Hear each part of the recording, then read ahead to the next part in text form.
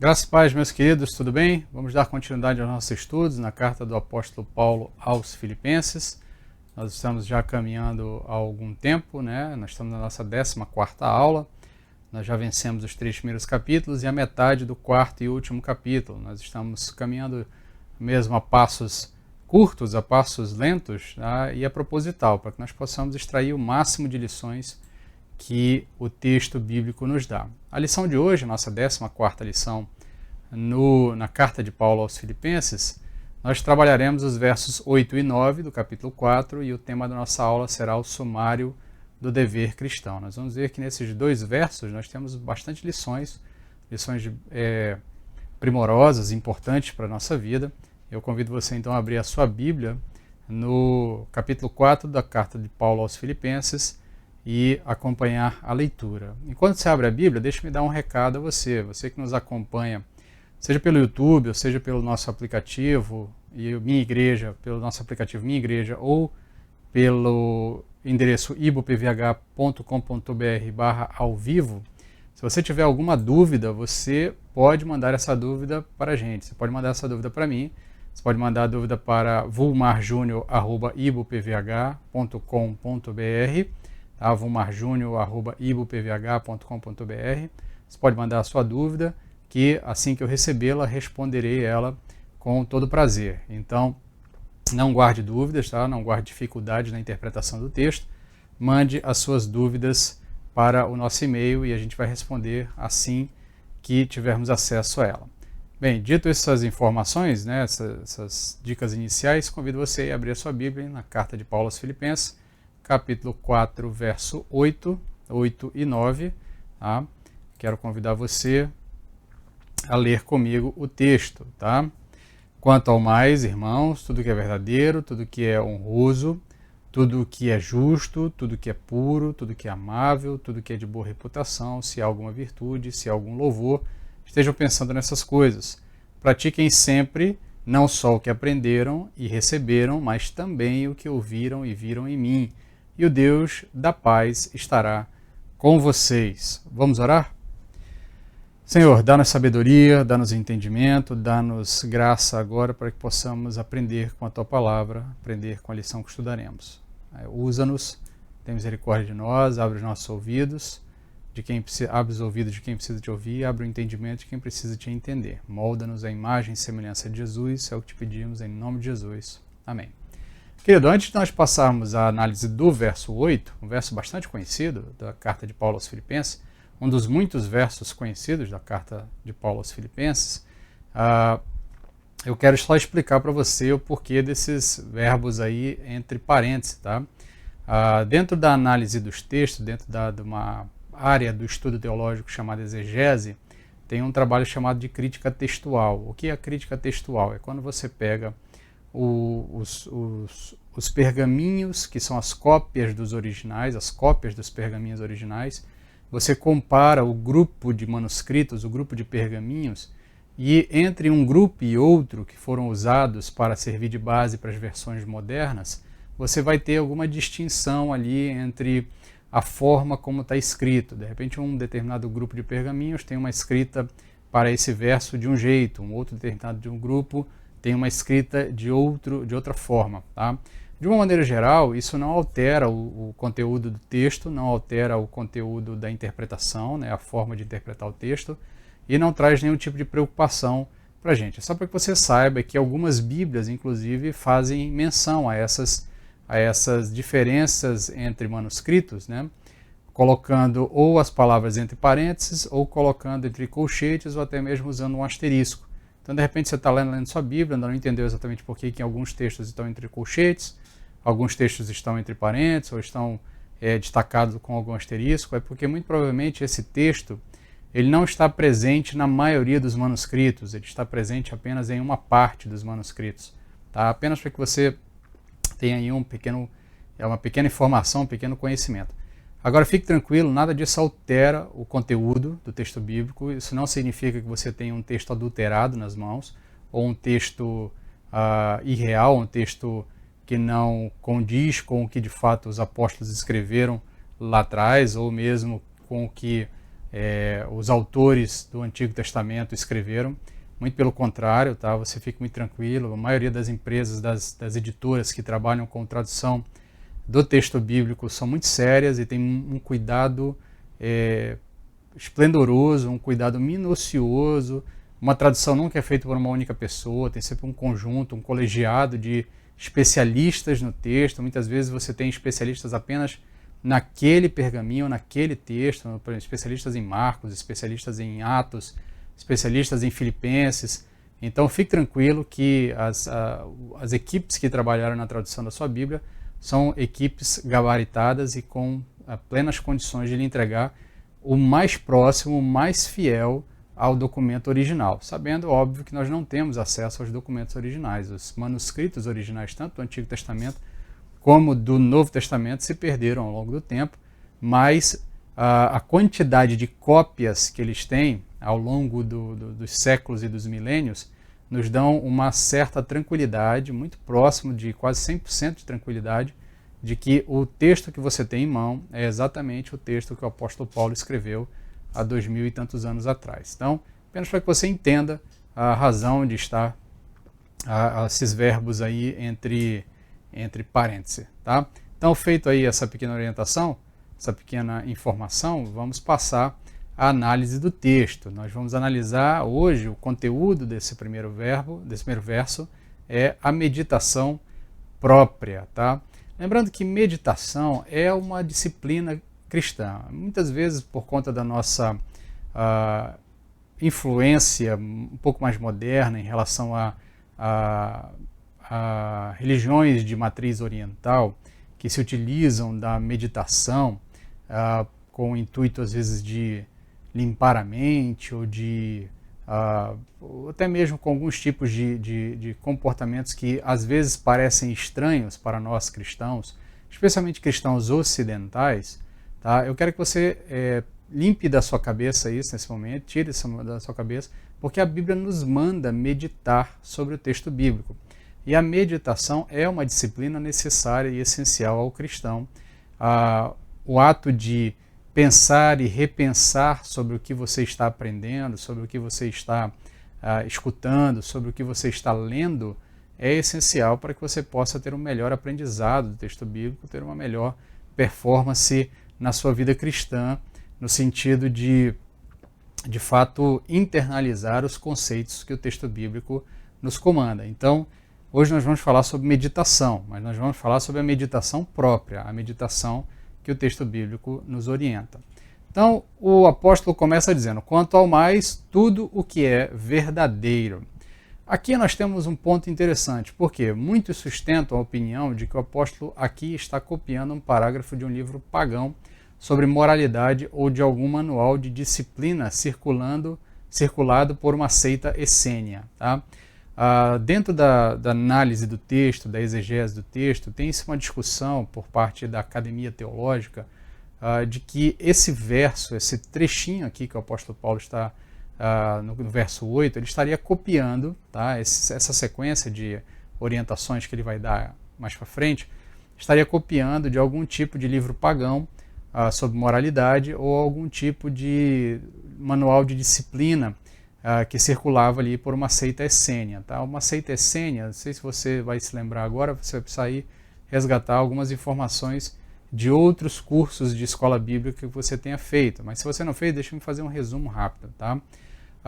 Especialmente entre o período do Antigo Testamento e do Novo Testamento, quando o povo de Deus, o povo de Israel, o povo de Judá também, são levados para o cativeiro, nesse processo de volta para a sua terra natal, o que nós conhecemos como judaísmo do Antigo Testamento, ele vai se desorganizando e vai se reorganizando num novo judaísmo, numa nova fórmula, numa nova forma de experimentar a religião judaica, que a gente chama de o judaísmo do Segundo Templo. Tá?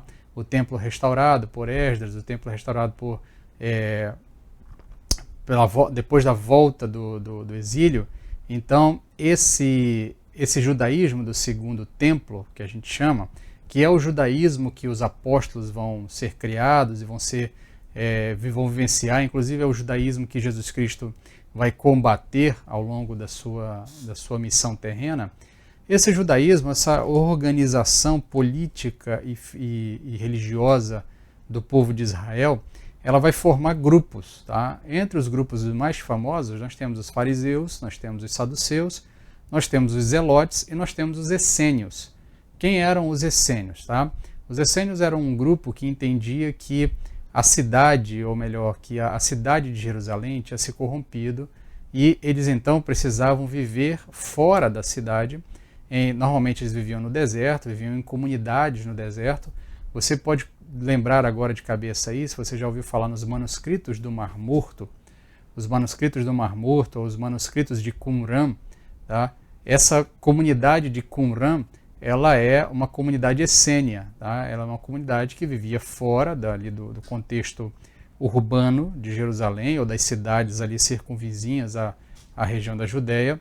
Eles viviam em comunidades separadas porque eles entendiam que as comunidades urbanas estavam contaminadas pelo pecado e essas comunidades, por estarem contaminadas pelo pecado, elas não poderiam mais, elas atrapalhariam a relação deles com Deus e impediriam que Deus agisse no meio deles. Então eles se separaram, entendendo que eles eram um povo separado. Inclusive há nos manuscritos do Mar Morto muitas referências à expressão um povo eleito, tá? E aí você vai encontrar alguns ecos sim no Novo Testamento, você vai encontrar entre eles também nos manuscritos do Mar Morto a expressão filhos das trevas e filhos da luz, que o apóstolo Paulo também vai repetir em alguns dos seus escritos. Mas o fato é que esse grupo, essa comunidade essênia, tá? Eles viviam isolados por entender que eles não poderiam se misturar com uma sociedade corrompida. Tá? E aqui é importante você perceber porque, de fato, há uma influência desses grupos religiosos, esses grupos políticos também que se organizaram no período entre o Antigo e o Novo Testamento. E, sim, os apóstolos são frutos do seu tempo e eles sofrem influência dessas ideologias e dessas formas de se relacionar com a fé.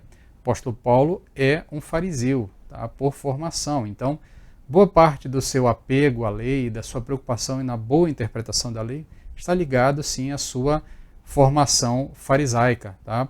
Embora para nós, no tempo moderno, a expressão fariseu tenha ganhado uma conotação pejorativa, né?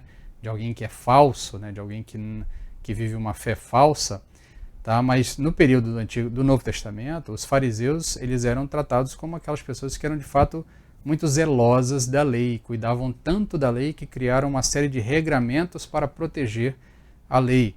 Tá?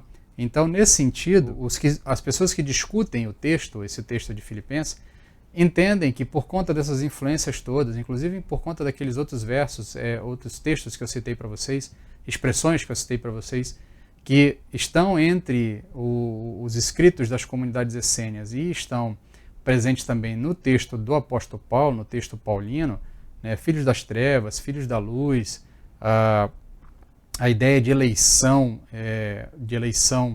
a expressão eleição, na verdade, né, embora no Antigo Testamento já esteja presente o conceito de eleição, a ideia de Israel como o povo eleito de Deus, o povo escolhido por Deus, tá?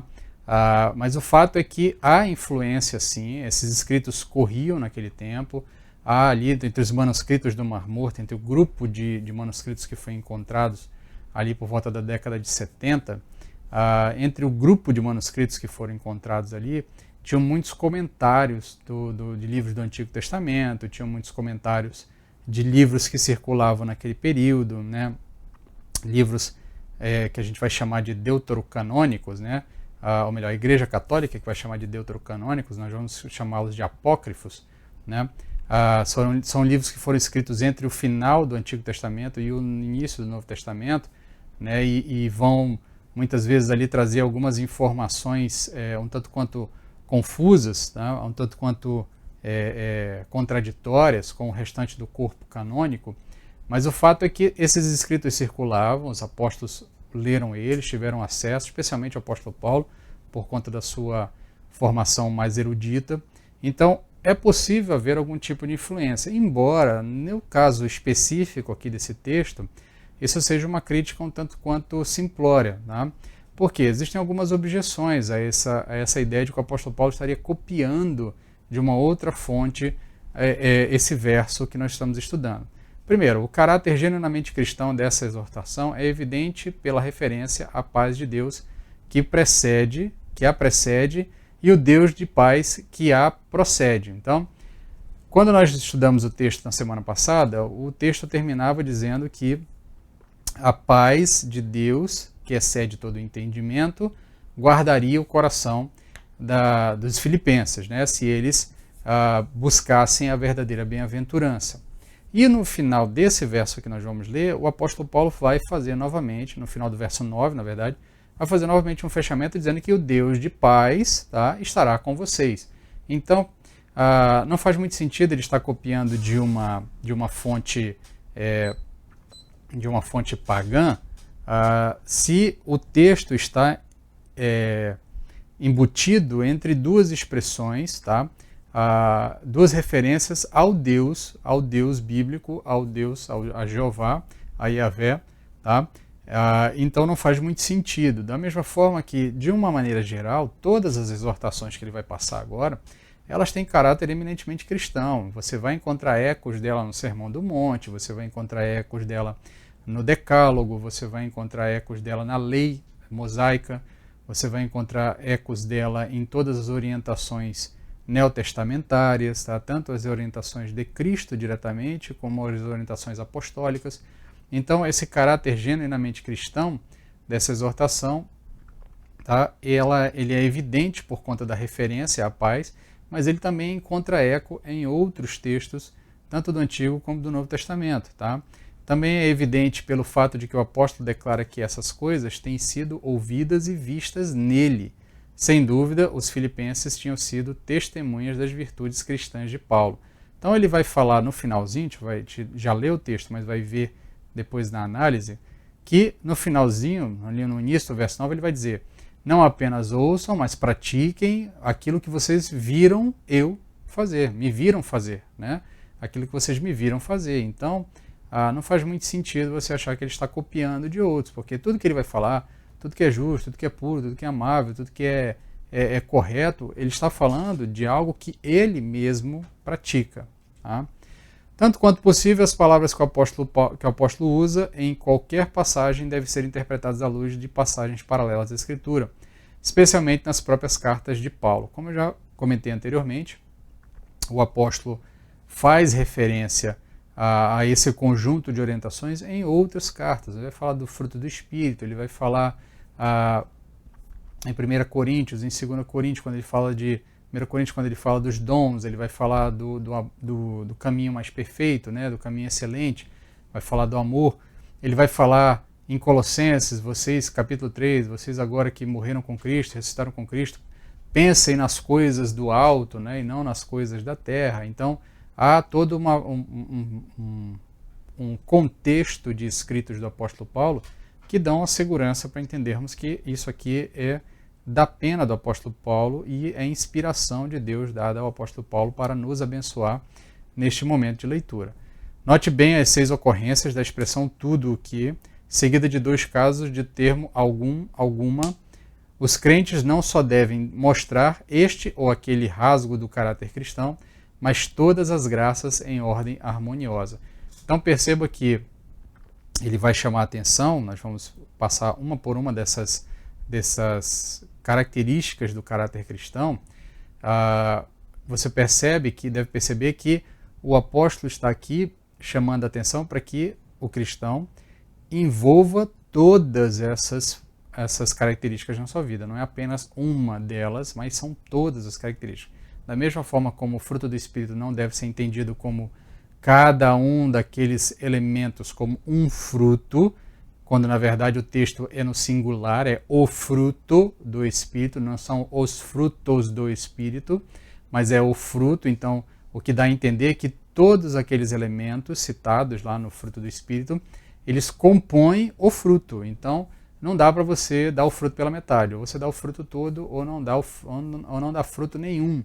Às vezes a gente lê o texto equivocadamente e pensa que essas características que o apóstolo está nos orientando aqui em Filipenses, as características do fruto do Espírito, são etapas, né? Então, primeiro eu vou cuidar da longanimidade, primeiro eu vou cuidar de pensar em tudo que é justo, primeiro depois eu vou cuidar de tudo que é amável.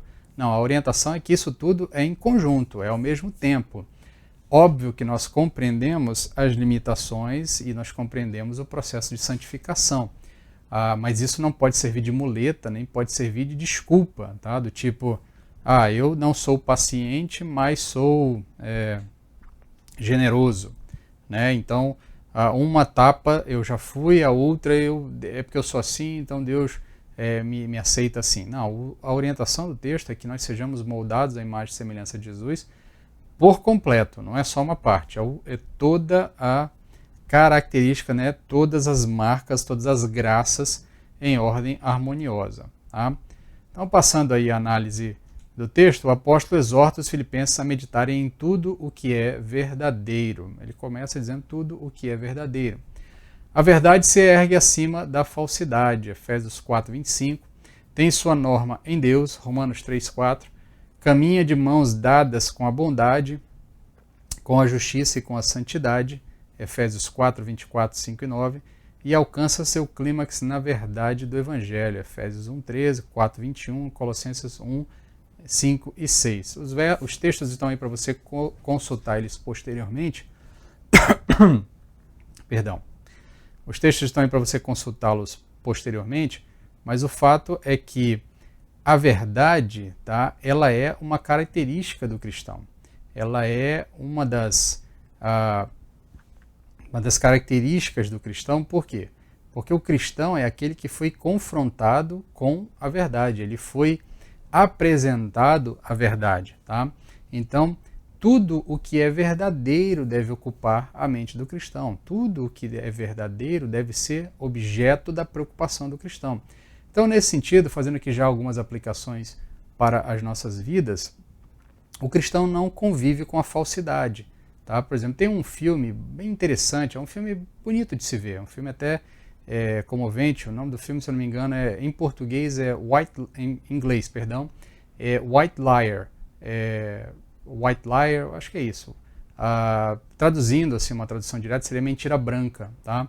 Eu me esqueci, é com aquela atriz Reese, tem um nome bem estranho, Reese Witherspoon, é um desses nomes bem estranho, mas conta a história de uma jovem americana que ela está num processo meio de adaptação ali a uma situação, e ela acaba ajudando uma família de imigrantes, tá, ali de um país africano que estava em algum tipo de conflito, e no processo ela recebe esses irmãos, ela vai ajudando eles a se organizarem, mas um dos irmãos acaba não conseguindo sair lá do campo de refugiados. E aí tem todo um processo, eu não quero estragar o filme todo, mas em um determinado momento lá, um dos irmãos precisa se passar pelo outro irmão para poder salvar o irmão, para poder ajudar o irmão a sair lá do campo de refugiado. E aí nesse processo você tem a tal da mentira branca, né? Aquela ideia de que você mente por um bem maior, que você esconde a verdade em nome de um bem maior, tá? A ideia de que uma mentira branca não fere. O cristão, por ser alguém que conhece a verdade, e a verdade para o cristão não é um conceito, não é uma ideia, não é uma forma de analisar as coisas, a verdade é uma pessoa. Cristo Jesus é a verdade, eu sou o caminho, a verdade e a vida, é o que ele diz a nós. O cristão, exatamente por conviver com a verdade, por conhecer a verdade, ele não lida com a mentira. Então, o cristão, ele não convive com a mentira. Se ele mente, ou melhor, se ele é conhecedor da verdade, ele busca a verdade a todo custo e em todas as ocasiões, ainda que você tenha situações que lhe tragam um certo constrangimento na situação ou até mesmo prejuízos. Tá? O cristão é alguém que não negocia a verdade. Por quê? Porque tudo que é verdadeiro ocupa a mente dele, ele não lida com mentiras. Tá? caminha de mão dadas com a bondade, com a justiça, com a santidade e alcança o seu clímax na verdade do Evangelho. A verdade faz parte da armadura do soldado cristão, Efésios 6,14, né, o cinturão da verdade. Paulo acrescenta ainda, tudo o que é honroso. Tá? Os crentes devem ser dignos e sinceros em tudo. Os crentes devem ser dignos e sinceros tanto em suas palavras quanto em seu comportamento. O decoro nas conversações, nos costumes e na moral é muito importante. Em um ambiente tanto naquele tempo quanto agora, que se caracteriza pela frivolidade, tudo o que é honroso certamente é digno de sincera consideração. E aí também tem mais alguns textos bíblicos para você consultar como apoio, mas a ideia aqui principal é que o crente é alguém que ele procura ser sempre digno e sincero em todas as suas palavras e em seu comportamento. Tá? Então nós já falamos ao longo do estudo da carta de Paulo aos Filipenses, que existe sim, um padrão de conduta cristã. Tá? Nós vivemos em um tempo em que, em nome de uma tentativa de ter um cristianismo mais palatável para as pessoas, nós abrimos mão de algum tipo de padronização do comportamento cristão. Eu não acho que todo cristão deve se vestir da mesma forma, deve falar da mesma forma, deve gostar dos mesmos tipos de música. Não é isso que o apóstolo Paulo está dizendo, não é isso que nós defendemos. Mas existe sim um padrão de conduta cristão. Por exemplo, o cristão ele não mente, o cristão não fala bobagens, o cristão não perde tempo conversando sobre coisas inúteis, sobre coisas frívolas, sobre bobagens. E aqui eu não estou dizendo que bobagens são um momento de descontração, não. Bobagens são coisas inúteis mesmo, coisas que não caminham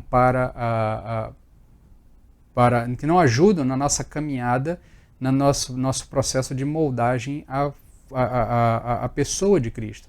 Então, por exemplo, às vezes você pega cristãos que estão lá um tempão discutindo sobre as frivolidades de um determinado programa de TV, né? As pessoas estão lá, o que elas estão fazendo, o que elas estão deixando de fazer, o que fulano disse para fulano. Então, eu não estou dizendo que você não deva assistir programas de TV, que você não deva interagir com a cultura. Muito pelo contrário, nós defendemos sempre que o cristão deve não só interagir com a cultura, mas ele deve ser crítico da cultura. E para você criticar, você tem que consumir cultura. Mas o fato é que às vezes a gente perde um tempo danado discutindo frivolidades e coisas extremamente inúteis. Tá? E às vezes a gente, nessa discussão, a gente começa a debater sobre coisas que são menos honrosas, ou são coisas até desonrosas, e até comportamentos que o cristão abomina por natureza, deveria abominar por natureza. Nós começamos a cogitar a possibilidade desse tipo de comportamento à medida que a gente se prende numa discussão sobre um conteúdo inútil. Então, nesse sentido, o cristão ele deve se preocupar com o decoro na conversação, que tipo de expressões ele está usando, se as expressões não são pejorativas, se as expressões não são racistas, se as expressões não são machistas, misóginas. Tá? Então, existe sim uma preocupação, não é bobagem. Nós vivemos em um tempo que essas coisas do politicamente correto ganharam uma proporção descomunal, mas o cristão é, por natureza, alguém que respeita todas as pessoas. Então, expressões pejorativas, expressões jocosas, expressões chulas, né, elas devem ser evitadas pelo cristão, porque isso, tá, é da natureza do cristão. Não é que o cristão tem que ter um vocabulário super elaborado. Tá? O cristão pode falar um português popular, não há nenhum problema com isso. O que eu estou chamando a atenção aqui é a preocupação. O que é que você está se ocupando de conversar? Tá? As suas conversas, elas de fato estão estimulando as pessoas a se tornarem semelhantes a Cristo? Ou você está apenas ali estimulando conversas inúteis, muitas vezes com expressões desonrosas, com tratamentos desonrosos, tratamentos machistas, misóginos, preconceituosos, racistas, xenófobos, né? Até mesmo homofóbicos, né? Embora o cristão ele entenda que o homossexualismo é contrário à vontade de Deus, o cristão não ofende o homossexual, tá? Porque o cristão não ofende ninguém. Essa é uma questão básica, é basilar. Não é porque o cristão está preocupado em ser aceito pelo homossexual, mas é porque o cristão respeita todas as pessoas. Por quê? Porque todas as pessoas ainda guardam imagem e semelhança de Cristo, tá? Imagem e semelhança de Deus. Eles ainda resguardam a dignidade da criação. Então, isso nos leva a tratar todos de maneira honrosa, de maneira digna, de maneira sincera, tá? E ter um comportamento, obviamente, que traduz tudo isso, que reflete tudo isso. Assim, também, tudo que é justo, o próximo ponto, né? Tudo que é justo. Os crentes devem pensar com retidão, devem meditar com gratidão nos atos justos de Deus. Apocalipse 15:3. Apreciar a justiça nos outros e proceder retamente tanto em palavras quanto em atos. Os patrões, por exemplo, devem fazer o que é justo e direito no trato com os seus empregados. Devem saber que também eles têm um Senhor nos céus. Colossenses 4:1, orientação ao apóstolo Paulo dá lá. Em todos os seus planos, o cristão deve perguntar a si mesmo: isso está de acordo com a vontade e a lei de Deus? Então, nesse ponto aqui, tudo que é justo, o cristão ele pensa a partir de um padrão de retidão que é supra-humano. Tá? Nós não caminhamos pelo padrão de retidão humana. Por isso, nós nos alegramos com a justiça. Então, nesse sentido, e aqui eu falo aos cristãos advogados, aos cristãos da área do direito, né, aos operários do direito de uma maneira geral, ou até mesmo aqueles que têm poder de decisão administrativa, que muitas vezes influencia na vida das pessoas, na vida do cidadão comum. O cristão é aquele que se alegra com o que é justo. Então, o que é certo, é certo. Se a pessoa tem direito a determinada coisa, aquilo deve ser dito. Se ela não tem direito a determinada coisa, aquilo não deve ser buscado. Tá? Então, por exemplo, às vezes a gente pega, eu trabalho com a área do direito, né? Então muitas vezes a gente pega pessoas pleiteando na justiça aquilo que elas não têm o direito, mas porque um grupo de pessoas que guardam algum tipo de característica semelhante a elas conseguiu receber algum tipo de benefício extra, se entende que aí eu posso tentar. É a tal da ideia do colar-colou. Se para fulano deu certo, vou tentar também, vai que dá certo para mim. O cristão não é desse tipo de pessoa. O cristão, na verdade, ele apenas quer o que é justo.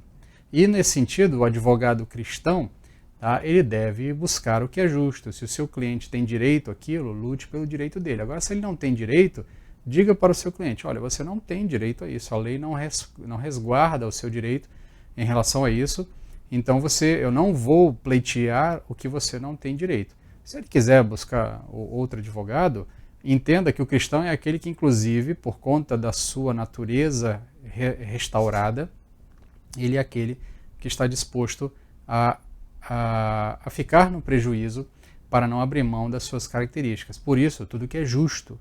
Tá? E o crente também, o cristão é aquele que se alegra com a justiça, quando a justiça de fato acontece. Então, muitas vezes a gente acompanhou aí nos últimos anos vários políticos sendo caçados e sendo presos, sendo condenados em primeira, em segunda instância, e nessa discussão toda, muitas vezes a gente acabou se permitindo entrar na discussão apenas por desejos inflamados ideológicos, e não nos apercebemos, ou melhor, não participamos dessa discussão olhando se aquilo de fato é justo, se aquilo de fato é correto, se aquilo de fato está certo, independente da bandeira ideológica ou da bandeira partidária. Se você está envolvido com alguma agremiação partidária, você tem todo o direito de participar. O cristão deve se envolver com política, a gente sempre fala sobre isso. Mas entenda uma coisa: se alguém do seu grupo fez errado, ele deve ser punido, ele deve receber a justa punição, nem mais nem menos. Tá? Também o cristão não é aquele que tripudia. Eu lembro que há um tempo atrás, quando aconteceu um daqueles crimes bastante que houve bastante comoção, né, daquela criança que foi jogada da janela. Eu lembro que eu estava na faculdade ainda de Direito nessa época e eu via as pessoas discutindo a pena, né? Um do casal tinha recebido uma pena acho que de 40 e poucos anos, o outro tinha recebido algo em torno de 30 e tantos anos, né? E as pessoas estavam discutindo ali que elas estavam indignadas porque eles só poderiam cumprir 30 anos, eles não cumpririam mais do que isso, porque a legislação brasileira só permite que o preso permaneça 30 anos, cumpra 30 anos no máximo, né? Embora ele tenha sido condenado a mais, né, a 40, 50, às vezes até a centenas de anos, ele só pode cumprir até 30 anos. Aí eu lembro que no meio dessa discussão eu olhei para uma pessoa, estava na turma da faculdade discutindo, e perguntei, mas você já parou para pensar o que é 30 anos da sua liberdade ser tolhida, né? Eu não estou defendendo o casal lá, o que aconteceu, não estou defendendo a atrocidade que eles fizeram. O que eu estou dizendo é que, às vezes, o nosso desejo por justiça dá lugar a uma busca, na verdade, por vingança. E a vingança não é nossa, né? A vingança pertence ao Senhor. Por que a vingança pertence ao Senhor? Porque Ele é o único que é de fato justo, Ele só faz aquilo que precisa ser feito. Ele não faz nem mais nem menos. Então o ser humano, nós precisamos, como cristãos também, ser aqueles que são estimuladores da justiça, de fazer o que é certo, de fazer o que é justo, de fazer o que de fato precisa ser feito, tá? Nem mais nem menos. A seguir, tudo o que é puro. Tá? Os filipenses, em razão de seus antecedentes pagãos, tá? Conforme ali Efésios 5:8, né? E do ambiente em que rodeavam, né? Antinomiano, conforme ali os Filipenses 3:18-19, eram constantemente tentados pela luxúria, deviam, pois, encher suas mentes com o que é puro e santo.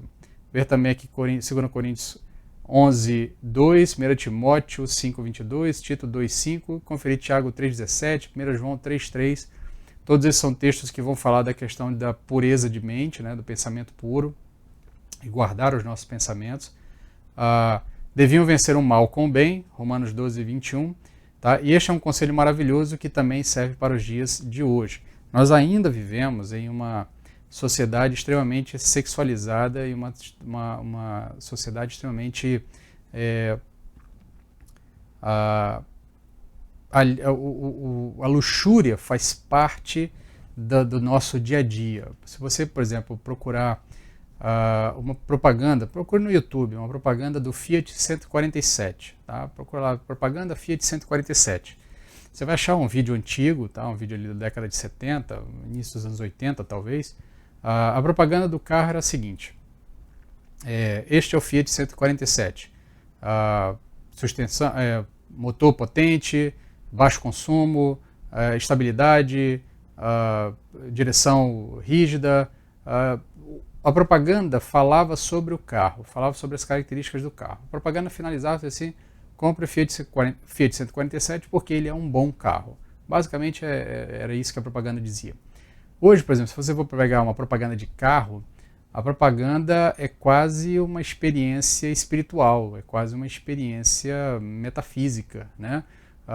Então o carro, ele às vezes, quando a pessoa entra no carro, o mundo se transforma ao seu redor, a aparência de quem entra no carro muda, as mulheres passam a olhar os homens com olhos desejosos. Eu lembro de ter uma propaganda alguns anos atrás do Vectra.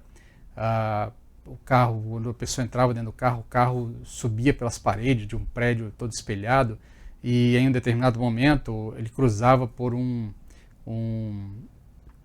elevador, ele passava, emparelhava com um elevador, e no elevador tinham duas modelos, né, duas mulheres, e aí as mulheres olhavam para o homem, e quando elas olhavam para o homem dirigindo o carro, elas então automaticamente começavam a se beijar, tudo dentro de um contexto ali de libido, de luxúria, e se você tem o Vectra, você será o cara, né? Você vai com certeza ter todas as mulheres aos seus pés.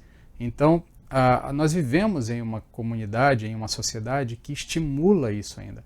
E o cristão, ele deve procurar, tá, limpar a sua mente e se ver e filtrar essas coisas, de maneira que a sua mente não seja constantemente estimulada por desejos de luxúria ou desejos simplesmente para atender às suas necessidades humanas, às suas necessidades sexuais, às suas necessidades primárias, né? Então, tudo que é puro, tá, o cristão deve perceber quando há pureza. Eu não estou dizendo que você não deve comprar os carros das propagandas, tá? Os carros continuam tendo qualidades intrínsecas a ele, tá? Não sei nem se o Vectra ainda está sendo vendido, mas os carros continuam tendo valor no carro. Mas eu quero que você perceba que como a propaganda passou a mudar nesse sentido também, propagandas de bebidas alcoólicas, propagandas de cigarro, quando podia ter propaganda de cigarro, eram sempre propagandas que traziam para nós a ideia de que você uma sensação de bem-estar, de satisfação. Por quê? Porque o ser humano ele é seduzido por esse tipo de comportamento. É da natureza caída do homem ter atração por essas coisas. Então, nesse sentido, o cristão é aquele que busca ocupar a sua mente com coisas puras, não com coisas impuras. Tá? Esse realmente é um conselho ainda para os nossos dias. Tá?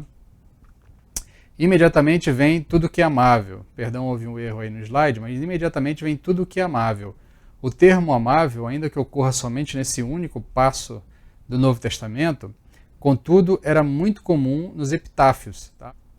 Então, epitáfios são aqueles poemas que são escritos normalmente nas lápides, né, no túmulo, né, com algum tipo de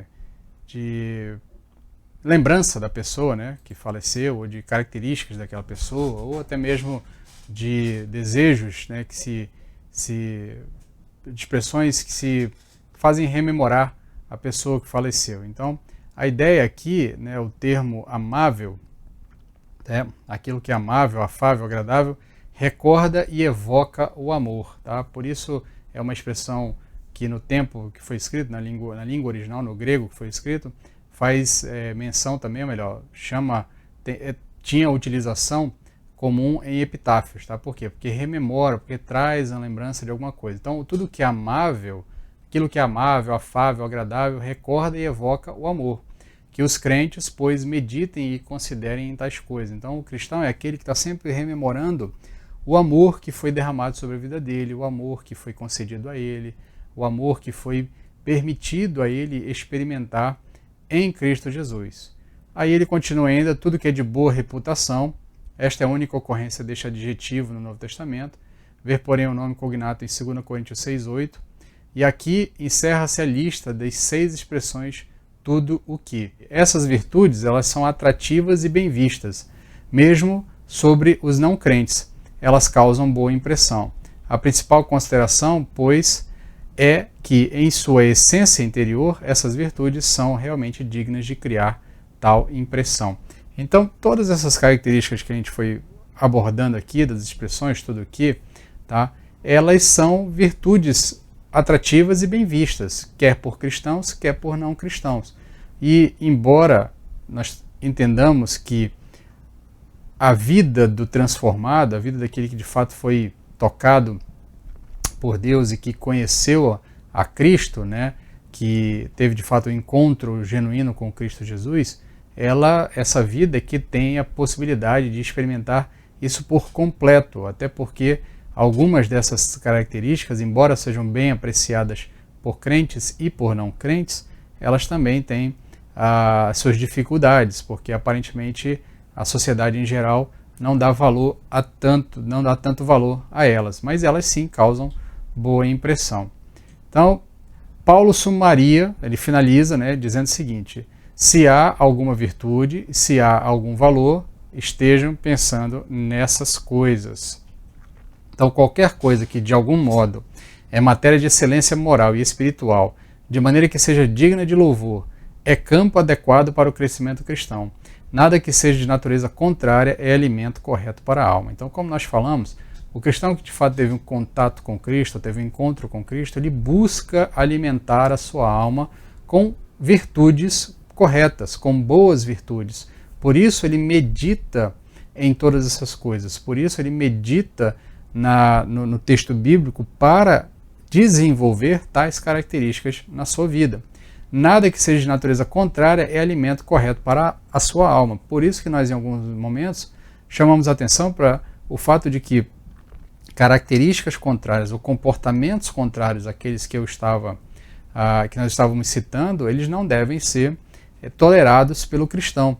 Nem é necessário repetir que a virtude de que fala o apóstolo é o fruto de que nasce da árvore da salvação.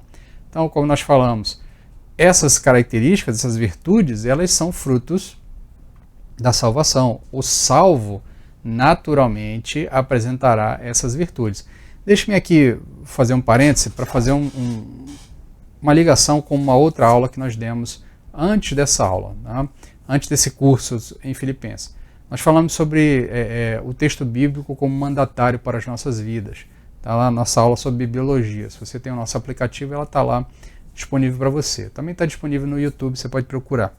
Mas o fato é que o texto bíblico, ele não nos pergunta se nós queremos desenvolver tais virtudes. Ele comanda que nós desenvolvamos tais virtudes. Ele ordena para nós que tais virtudes devam ser o nosso objetivo de vida. Por isso, você, cristão, você foi chamado para ocupar a sua mente com tudo que é justo, tudo que é puro, tudo que é verdadeiro, tudo que é de boa fama. Você foi chamado para ocupar a sua mente com essas coisas. Não é para que você ocupe sua mente com outras coisas e diga assim, mas eu não consigo, eu sou fraco, aquela coisa. Não, não arrume desculpas. Faça, busque. Não consigo. Ore, peça a orientação do Espírito Santo, se cerque de pessoas que lhe ajudem nesse sentido. Compartilhe com seus irmãos, participe, tenha um relacionamento com alguém que possa lhe discipular. Nós já falamos sobre discipulados nas nossas escolas bíblicas, de maneira que você desenvolva essas virtudes, essas características. Essas virtudes, elas são mandatárias para o cristão, elas não são opcionais, tá? A fé é o tronco dessa árvore e suas raízes são implantadas no solo da soberana e salvadora graça de Deus. O crente não está cego ao fato de que, depois da queda, restou ainda no homem alguma luz natural, por meio de qual ele retém algum conhecimento de Deus, das coisas naturais e da diferença entre o bem e o mal, e mostra algum respeito pela virtude e pela boa conduta exterior. Só que eu estou fazendo uma citação lá dos cânones de Dort, tá? Capítulos 3 e 4, artigo 4. Os cânones de Dort é um documento da Igreja Reformada, né, que serve de base para algumas doutrinas, especialmente caras aos reformados, de uma maneira geral, e aos presbiterianos também, mas tem ali algumas orientações bastante interessantes para nós. Mas o fato é que o ser humano, ou melhor, o crente, ele não está cego ao fato de que, ainda que o ser humano tenha caído, ele ainda resguarda a capacidade de distinguir, muitas vezes, o que é bom do que é ruim, ou o bem do mal. Tá? As pessoas sabem o que é mal e o que não é mal. Ainda que, cada dia que passa, nós tentemos criar uma maior área cinzenta entre o que é bom e o que é ruim, entre bem e mal, tá? O fato é que o ser humano ainda sabe que, por exemplo, bater em uma criancinha indefesa é mal, assim como ajudar uma criancinha indefesa é bom. Então, nesse sentido, você ainda sabe que o ser humano tem capacidade de distinguir algumas coisas. Por que nós estamos falando isso? Porque, em certo sentido, os pecadores ainda fazem o bem. Tá? Negar isso seria fechar os olhos ao claro ensino da Escritura e dos fatos da observação e da experiência da vida cotidiana. Contudo, tá? Entretanto, quando Paulo orienta que pensassem constantemente acerca de tudo o que é virtuoso e digno de louvor, certamente ele não podia se satisfazer com menos que a bondade no sentido espiritual mais elevado. Isso se deduz também do que vem em seguida. Então, ainda que nós saibamos que um não cristão possa ocupar a sua mente de coisas boas, o que o apóstolo Paulo está nos chamando a atenção aqui, o que ele está pensando quando está escrevendo isso, é que isso de fato é para o cristão aquilo que certamente se está esperando dele. Não é uma eventualidade. Aquele cristão, ele realmente ocupa a sua mente com coisas boas. Não, o que o apóstolo Paulo, quando o apóstolo Paulo escreve isso, ele está crente, ele está ciente, ele está esperando que todo cristão desenvolva essas virtudes. Ele entende que isso é uma virtude de todo cristão, porque ela é fruto da salvação, ela é oriunda da salvação. E isso vai se deduzir também do que vem em seguida. Por quê? No verso seguinte, verso 9, ele vai dizer: pratiquem sempre não só o que aprenderam e receberam, mas também o que ouviram e viram em mim. Então ele vai partir para a ação, ele deu orientação, agora ele manda praticar. Tudo que é justo, tudo que é puro, tudo que é amável, se há alguma virtude, se há algum louvor nisso ocupe o vosso pensamento. Pratiquem sempre não só o que aprenderam e receberam, mas também o que ouviram e viram em mim. Então é evidente, pois, que o pensamento ou a meditação de que o apóstolo Paulo fala não tem caráter meramente abstrato ou teórico. Ele não estava falando, ocupe sua mente com tudo que é justo, ocupe sua mente com tudo que é puro, de maneira abstrata ou teórica. Ele está dizendo, ocupe sua mente com tudo que é justo, para que na vida você faça o que é justo. Ocupe sua mente com tudo que é puro, para que na vida, no dia a dia, na sua relação com as outras pessoas, você tenha um relacionamento baseado em pureza. Ocupe sua mente com tudo o que é digno, tá? Por quê? Porque no dia a dia você vai ter um relacionamento digno com as pessoas, vai tratar com dignidade as pessoas. Então, era pensamento com propósito, e esse propósito situa-se na esfera da ação, ou seja, o pensamento, ocupar o pensamento é por conta de um propósito. Qual é o propósito? Mostrar isso na prática, na vida prática, alterando o comportamento do cristão. Este é também o ensino do Sermão do Monte e das parábolas de Cristo. Mateus 7:24, 13:23, Lucas 8:15. O Sermão do Monte nós vamos estudá-lo em algum momento. Inclusive até recomendo você já ir se adiantando, se você quiser, adquirindo um livro do Martyn Lloyd-Jones, é o Estudo no Sermão do Monte. Martyn Lloyd-Jones, se não me engano, é editora Fiel. Vai estar na descrição desse vídeo o link para você adquirir esse livro. Já compre, se você puder, obviamente, valendo. Ele está na nossa listagem de conteúdos a ser estudados em um determinado momento da nossa sequência de estudos na nossa escola bíblica. Mas o conteúdo do Sermão do Monte é prático, tá? Ele parte de pressupostos internos, tá? de percepções internas, mas ele é um conteúdo prático. Quando Jesus Cristo fala sobre se alguém lhe atingir uma face, você oferecer a outra, existe uma razão pela qual você está tendo aquele comportamento. A razão é, você entende que a justiça pertence ao Senhor. Ele fará justiça com todos os injustos. Tá? Por isso, você não se detém sobre discussões inúteis, que muitas vezes só vão inflamar e criar mais briga, tá? Quando na verdade você sabe que um dia o justo juiz dará solução a todas as demandas. Tá? Então os verdadeiros crentes ouvem, meditam até que entendam, então agem, pondo em constante prática o que aprenderam, mostrando dessa maneira que a sua casa foi construída sobre a rocha. Também referência aqui ao texto do Sermão do Monte. Jesus Cristo vai falar que aquele que ouve as minhas palavras e as pratica é como aquele que construiu a sua casa sobre a rocha, mas aquele que ouve as minhas palavras e não as pratica é como aquele que construiu a sua casa sobre um tanto de areia. Quando veio a onda, quando veio a chuva, vieram as águas, a casa se foi. Então, nesse sentido aqui, o cristão, o verdadeiro crente, e olha, presta atenção, a expressão é forte, o verdadeiro crente, tá?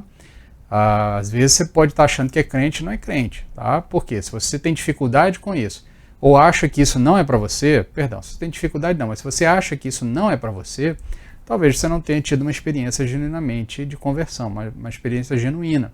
Porque o verdadeiro crente, ele ouve as palavras do Senhor, ele ouve o texto bíblico, ele entende que o texto bíblico é mandatário para ele, ele medita nas dificuldades que ele tem para colocar aquilo em prática, ele medita até entender, até que aquilo seja internalizado no seu coração, e depois ele age.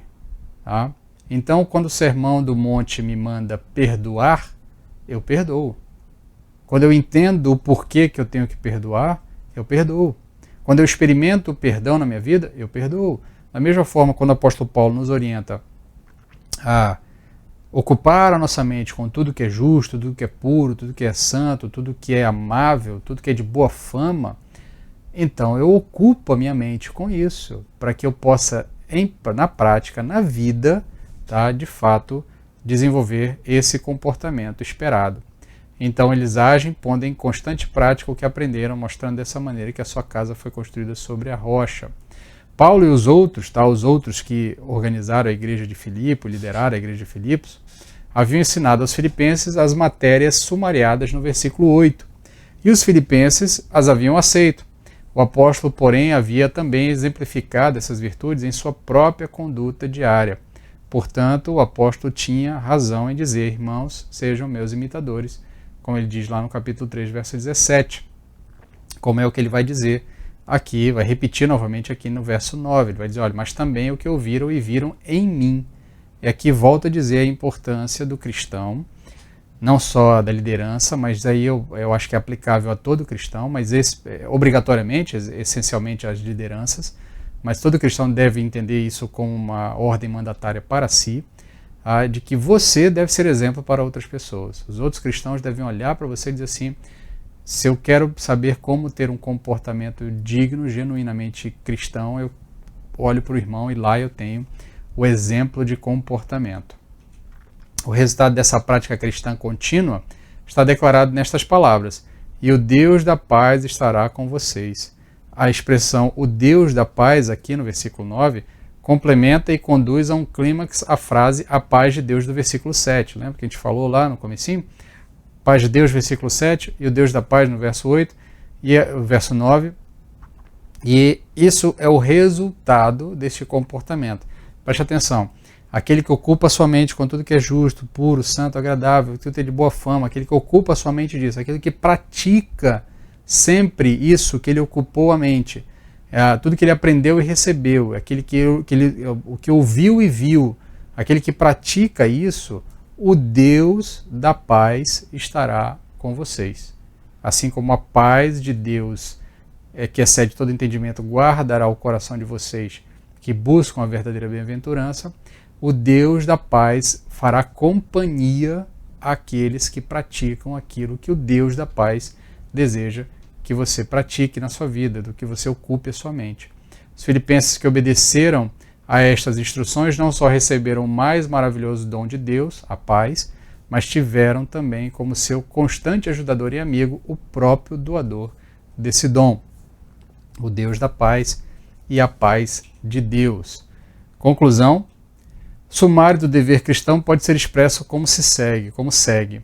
Sua maneira de pensar acerca do futuro deve levar o crente a se esforçar na batalha contra o mal, em prol do bem, ou seja, que tudo quanto há de verdadeiro, digno, justo, puro, amável e de boa reputação deve excluir tudo o quanto é vil.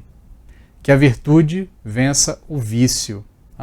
Que é interessante, nós cristãos muitas vezes nos pegamos muito mais agarrados aos nossos vícios e pouco buscamos as virtudes. Nós ainda teremos um momento específico para nós estudarmos as virtudes do caráter cristão. Nós já falamos em algumas séries de mensagens sobre as virtudes esperadas, especialmente a tríade virtuosa, fé, esperança e amor. A gente vai voltar a esse texto com mais calma em um determinado momento, mas o fato é que o cristão precisa buscar desenvolver as virtudes na sua vida, desenvolver uma vida virtuosa, uma vida que de fato seja agradável a Deus, e abrir mão, obviamente, dos vícios, que a virtude vença o vício. Eis a recompensa: não só a paz de Deus, mas o próprio Deus da paz estará com ele. Então você que deseja ter a companhia do Deus da paz, receber a paz de Deus, você precisa desenvolver uma vida virtuosa. Para desenvolver uma vida virtuosa, você deve ocupar a sua mente, ter um pensamento sobre o futuro de maneira que entenda que a vontade de Deus é essencial para esse futuro. Você se esforça na batalha contra o mal, em prol do bem, e tudo quanto é de verdadeiro, digno, justo, puro, amável, de boa reputação, deverá ocupar o seu pensamento. Nisso você deve meditar, isso você deve internalizar e isso você deve praticar. E então você poderá experimentar a paz de Deus e o Deus da paz como seu companheiro. Então, isso era o que nós tínhamos para esse trecho do nosso estudo. Espero que Deus fale com você, que o seu coração seja aquecido por essa mensagem, por esse ensino, tá? Que você possa aplicar à sua vida. Lembrando que se você teve alguma dúvida, tá? Ao longo da nossa explicação, mande-nos um e-mail, de maneira que nós possamos lhe ajudar a dirimir essa dúvida, que você não fique com dúvidas, mas que você possa internalizar o aprendizado de maneira mais saudável. Quero só finalizar dando aqui alguns avisos a vocês, tá? Lembrando das nossas programações semanais, nossa reunião de oração pelo Google Meet, todas as quartas-feiras, às 19 horas. Convido você a participar, eu, na verdade, desafio você a participar, a não se deixar abater ou se acomodar pela correria do dia a dia.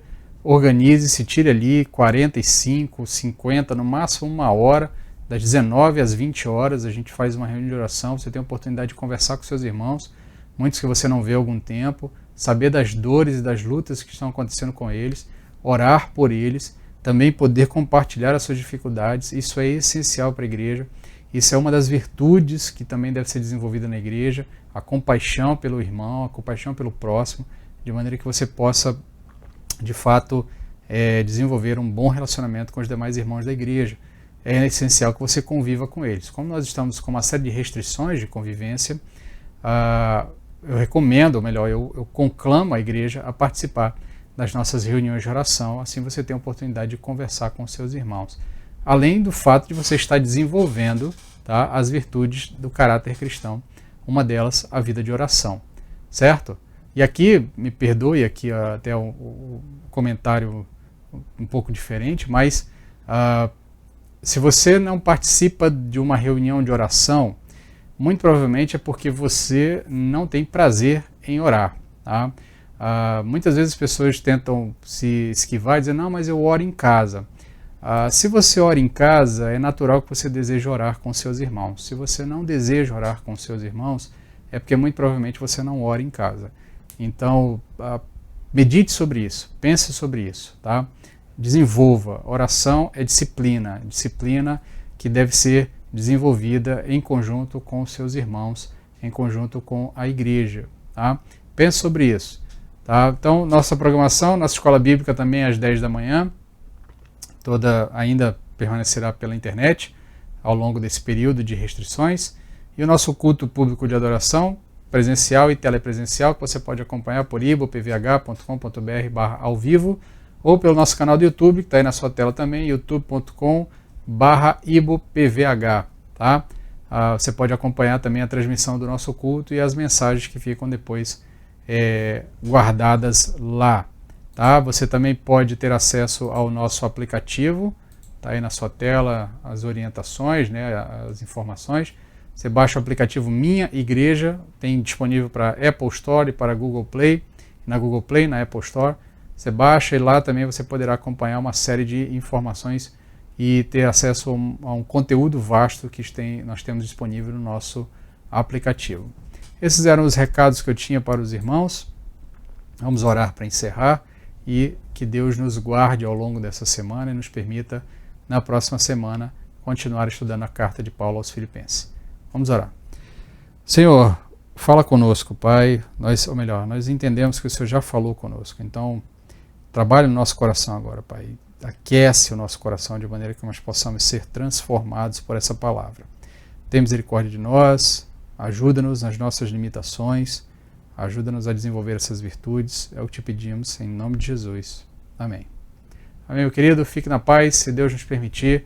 Na próxima semana estaremos mais uma vez reunidos para estudar a carta de Paulo aos Filipenses.